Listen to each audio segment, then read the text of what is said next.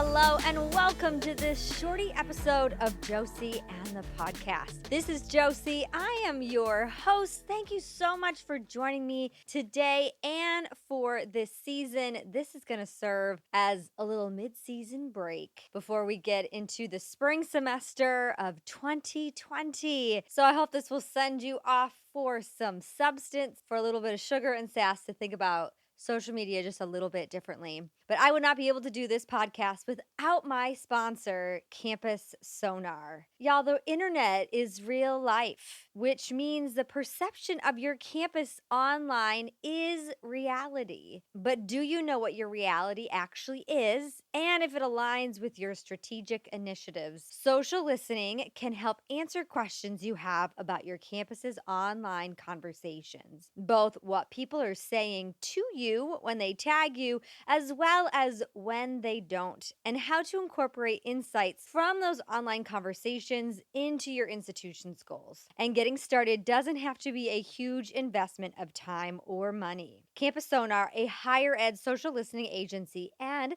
the sponsor of Josie and the Podcast, has the goods to help you get started. Whether you're looking to read up or want to try a low-cost introductory project, you can learn more at info.campussonar.com/podcast.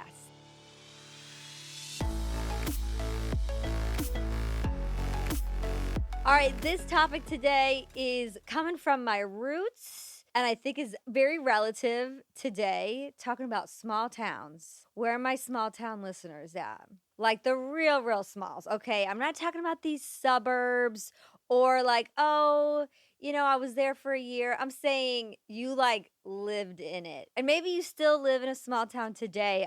I should know, okay? I spent my first 18 years in a town of about 3,000. But we'll dig into a little bit of that in a moment. In this episode, I'd like to shine light on how we can approach community engagement on social media platforms through the lens of a small town. Now, let me also just pause to say I didn't always feel so proud to say or excited to be in a small town. Born and raised in Wyoming, again, 3,000. Everybody knows everybody.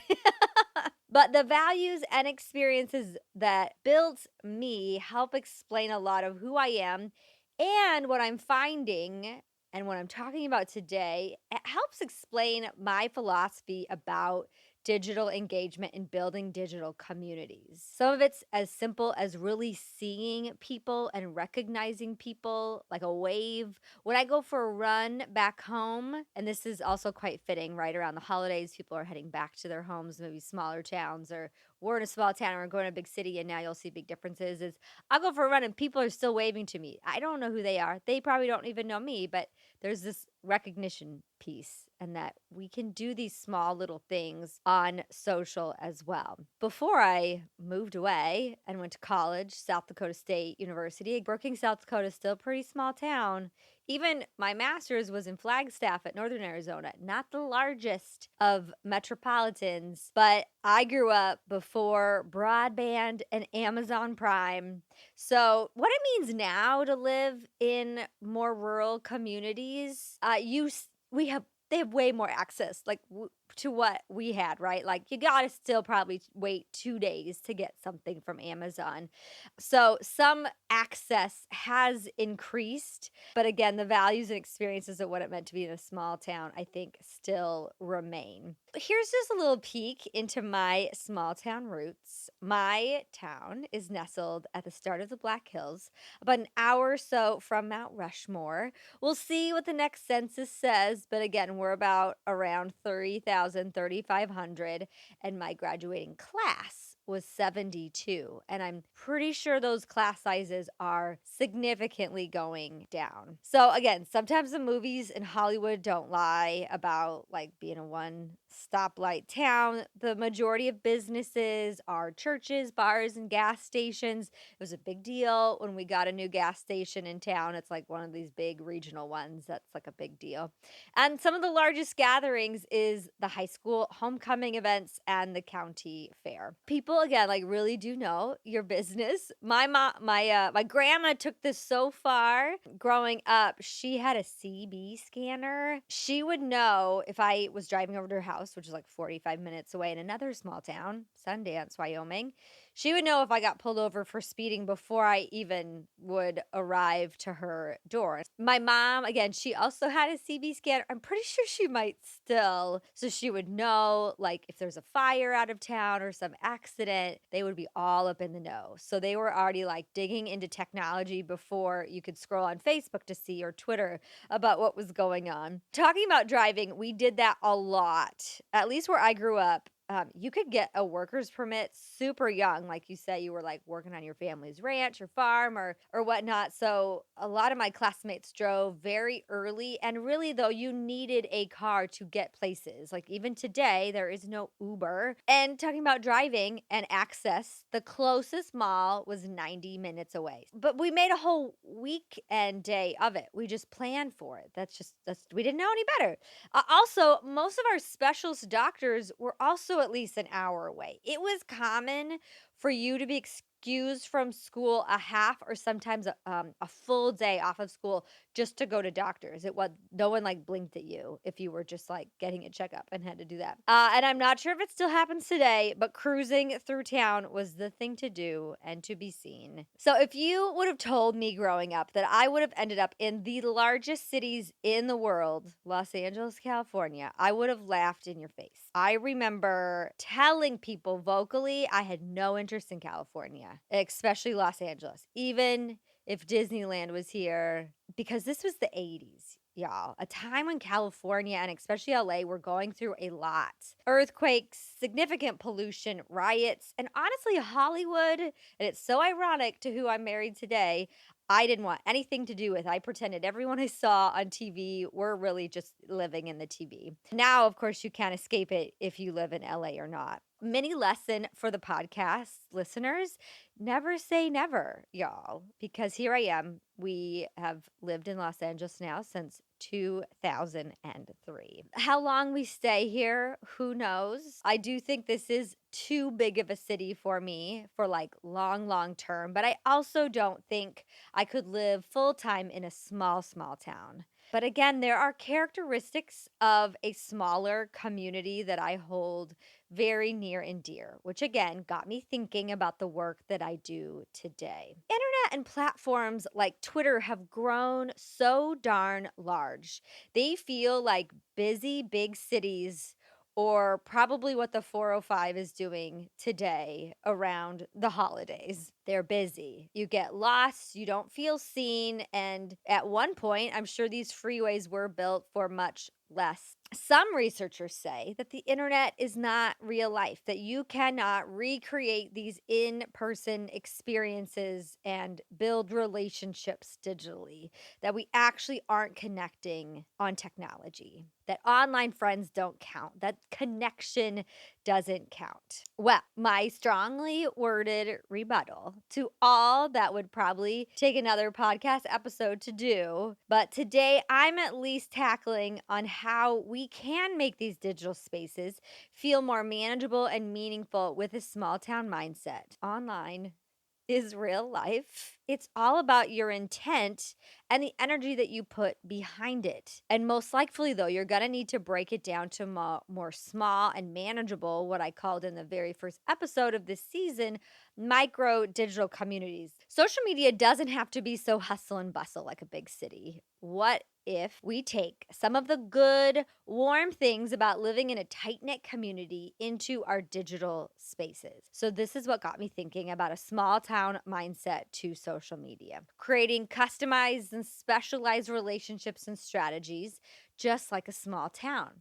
And there were a few pieces of this wheelbarrow, let's call it, because that feels small town too, that these spokes that would hold that community in place, that social media strategy that felt like a small town mindset. No surprise, I start the book this same way. I start all of my strategy sessions this way. Your number one priority and philosophy and place to start with digital engagements is people. Know your people. Numbers and metrics and stats are great. They don't tell the story. That's also why I'm a qualitative researcher and not quantitative, is because I want to hear those stories, know those faces. Again, know your growth, know your data on social, but you have to treat those followers and connections more than a number. I want you to really get to know your followers. And of course, quick takeaway, engage way more than you post. Every single comment is a gift.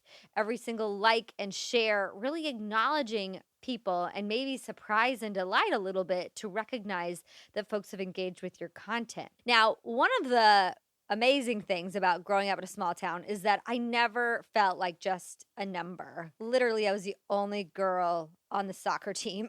So like that alone was a bit of an anomaly. And everywhere I went, people knew me or someone in my family since we went a couple of generations back, or were at least familiar with my name or would be connected somehow. So we had already that spark for a conversation, no matter what their age was. And this could be another way we think about social that I love, especially for those in higher level positions, using these tools to be that spark that you first form that connection in digital spaces. So then when you do see each other at an event or at a meeting, you already maybe have that connection, that shared knowledge about maybe something that you posted about your dog or some celebration about a staff member already allows for the first line conversation to get out, like that icebreaker. Going further, names are huge. God, y'all, I'm so bad at remembering names. Thank the Lord for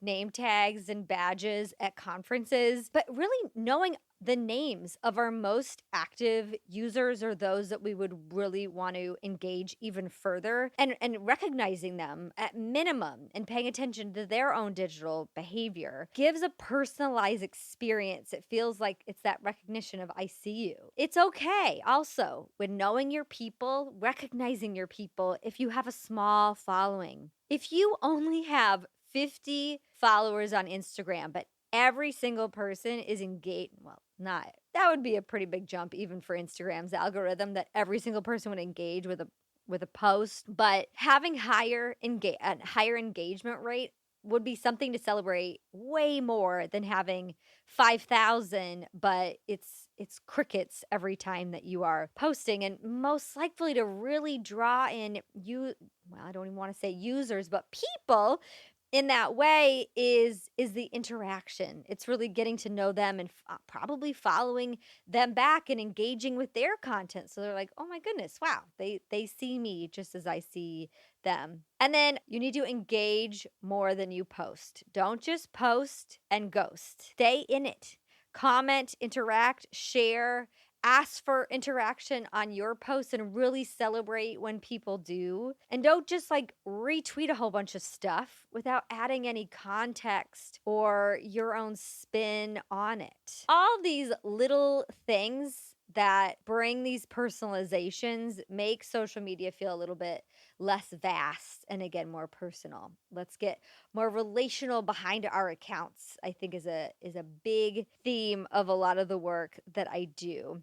Okay, so that's number 1, know and see your people. Number 2, also related, is know where your people are. I mentioned talking about small towns is cruising or the big events that we have that pretty much everybody will show up to. Know what those earmarks are both physically and digitally. And this can also go back to the basics. Let's say you're really struggling with your Twitter presence. And I want you to just think for a moment, is that actually where your people are? Some campuses, Twitter is very active, and not just because there's university accounts, but the students are actually there. But I'm not finding that as common across the board. So where's your community? Where are your people? Who are your people? Really know that crystal clear, and then go to the platforms they are at. Stephen App talks about this all the time. Social listening and paying attention on Reddit. You don't necessarily need to post original content on Reddit, but you are listening and hearing and understanding the student experience and maybe what your community is already gathering there to ask questions and dialogue and troubleshoot. And maybe there's other words for it that are used on Reddit. But really think about where are the places that they are already going. And you can think of physical places too. Hashtags continue to evolve to know if your community are using certain hashtags to pay attention there, which most likely are completely different than the ones that your community might be using on Instagram. Also, pay attention to your community and what tags they are using, especially on Instagram. Do they continue to tag themselves on specific places around campus? So, paying attention to those. Okay, maybe those are places that you want to make sure to capture content and you're tagging in those locations. Know where your people are, both digitally and physically, where they are going out and about too. Number 3, our spoke of this wheelbarrow of a social media mindset. I totally made that up on the fly. And this one's stereotypical, what you would say of a small town, is knowing your neighborhood. So this is like closer reach. I definitely knew all my neighbors and I knew I could rely on them if anything happened and vice versa. That includes these elements of recognition. Like, again, I mentioned earlier, when I go on a run, I'll get a wave or I'll be at the store and someone will say hi or they'll know my name or ask questions. How can we reciprocate or replicate those things in digital spaces and not just the original content that we are creating?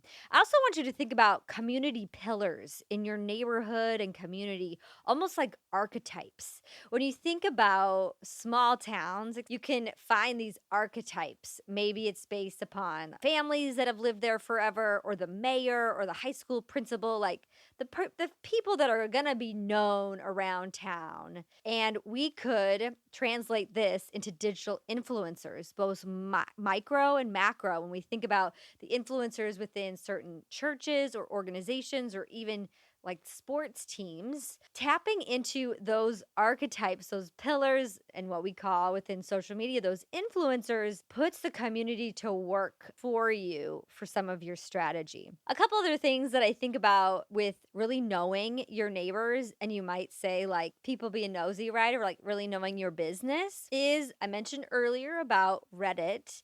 We got to do a whole lot more of listening on social without a ton of judgment, going in just to scroll and listen. Teresa Riley in our episode, she talked about, I think it was every morning, she would scroll through. She wasn't even posting anything maybe in stories or Snapchat. She was just getting a pulse of what was happening. And this reminds me a lot of people watching. And you could do this, no matter small or big town, but in small towns especially, I notice certain types of year, people sitting out on the porch or maybe in our downtown area outside the courthouse. There's these gathering places that people are just kind of sitting and watching and paying attention what's happening. I would also say in smaller communities, celebrations become cornerstones, from homecoming to a retirement to, like last fall, I was added to my high school's Hall of Fame and people showed up from just all corners of the small community of this. So how can we celebrate more? All kinds of nicks and corners, and not just the big things, but even smaller things throughout the year.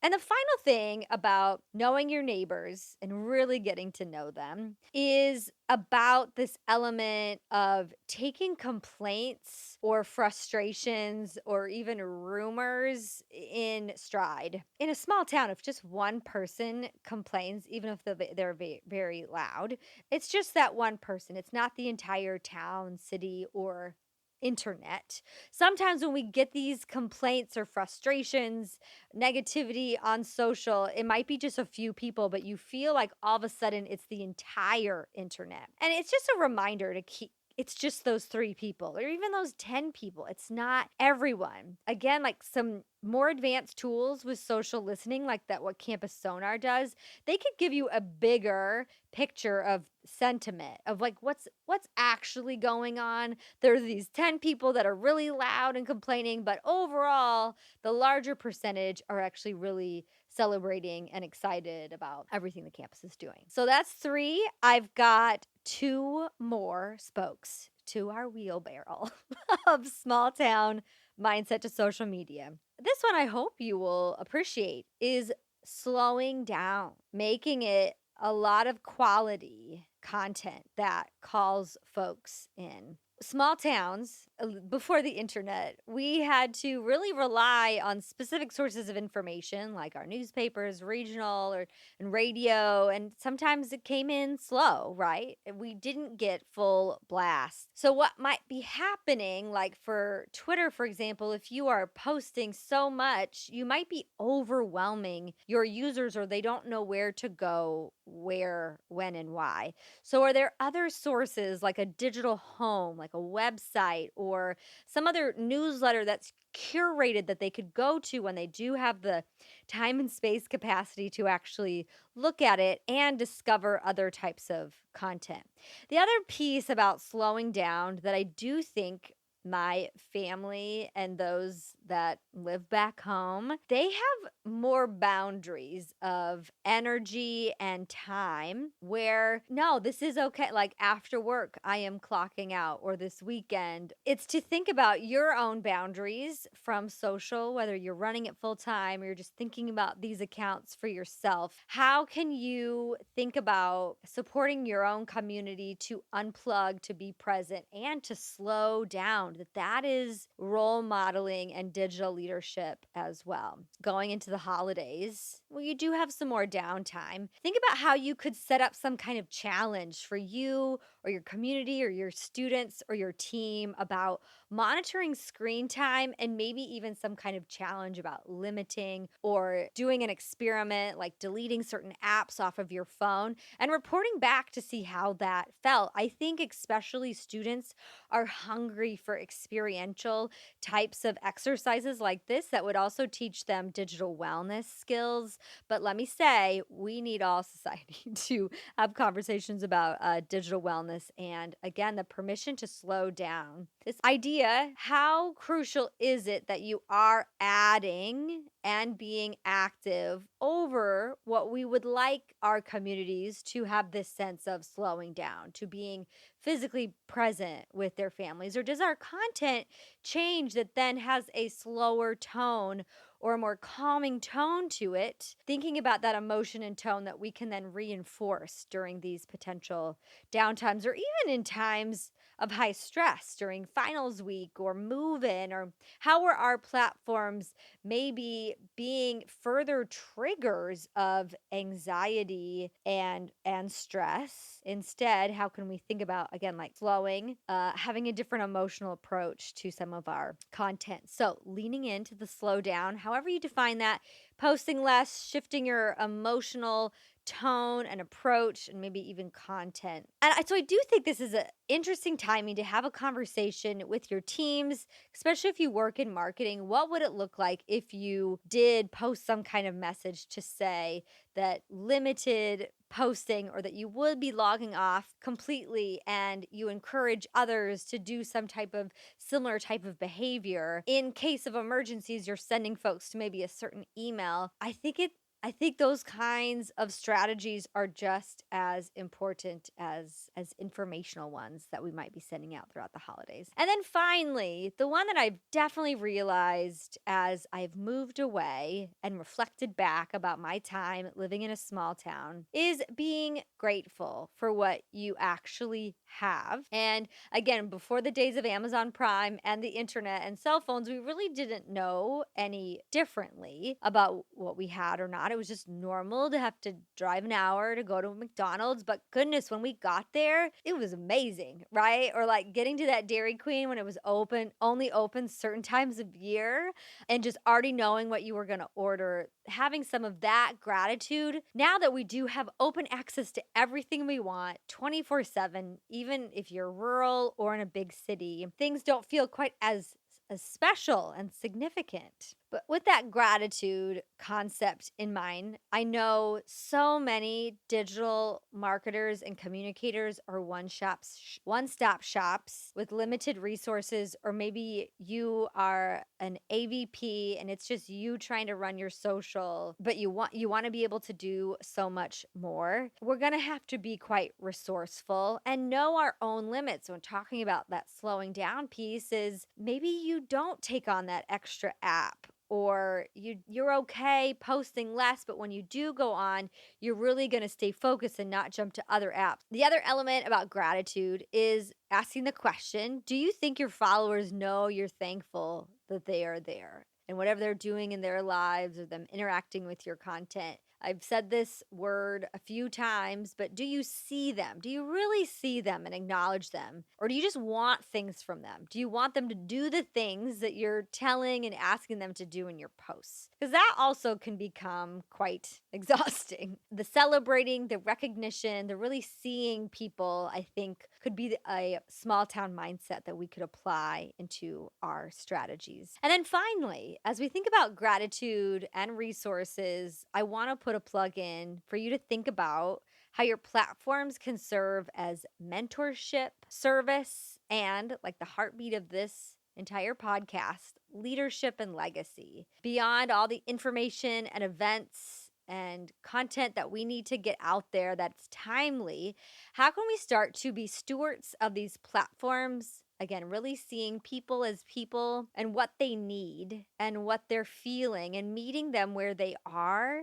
knowing we have at least access to tools unlike ever before to connect with people around the globe 24/7. These gifts to connect with people, I want you to think about, what are you giving? I'll share right now my gratitude for you listening to this podcast, whether it's your very first episode or you have checked out dozens of them. I really do appreciate you checking them out, sharing them with colleagues, giving me feedback, and especially potentially giving me ideas for 2020. As the book comes closer to being released, we'll be getting into all kinds of goodies with that, even though I've already been teasing quite a bit of that this last fall. But I want you to know how grateful I am, and through this journey, it's such an honor and privilege to be part of. So I do want y'all to know, whether it's on my blog, on this podcast, or on the keynote stage at a campus or conference, I am evangelizing a community-centric digital engagement strategy with lots of considerations like a small town mindset. Like my keynote, Engaging the Digital Generation, we get into the heart of it to really see and connect with your people. So I'm currently booking out 2020. You can email me at Josie@josieahlquist.com to get planning a program for your campus or conference today. So in close, social media can definitely use a little bit a small town love. It is a very massive and intimidating space sometimes that makes it seem like cultivating relationships is impossible. But I know from personal experience, putting in just a little extra effort beyond what you post and more into interactions and seeing and appreciating people is where relationships are sparked for potentially lifetime relationships and impact. I believe that some of the practices we talked about today about social media can make it feel more like a digital neighborhood, that real life moments can be replicated when we start to use these platforms to connect, acknowledge, know, and see people wherever they are in the world. And to you, my dear listener, I see you, and thank you. Please subscribe to Josie and the Podcast so you don't miss any future episodes, and click that share button to share with your colleagues, friends, heck, maybe even your family. I would also be thrilled if you enjoyed the episode to leave a review in iTunes or any of your favorite podcasting platforms. If you're interested in learning more about my speaking, coaching, or consulting work on digital leadership in higher ed, or my research or publishing, check me out at josieahlquist.com. Find me on Twitter or Instagram at Josie Ahlquist. You can also connect with me on Facebook and LinkedIn. Just search my name. Sending digital hugs, loves, and waves to whatever corner of the world you're listening in from. This has been Josie and the Podcast.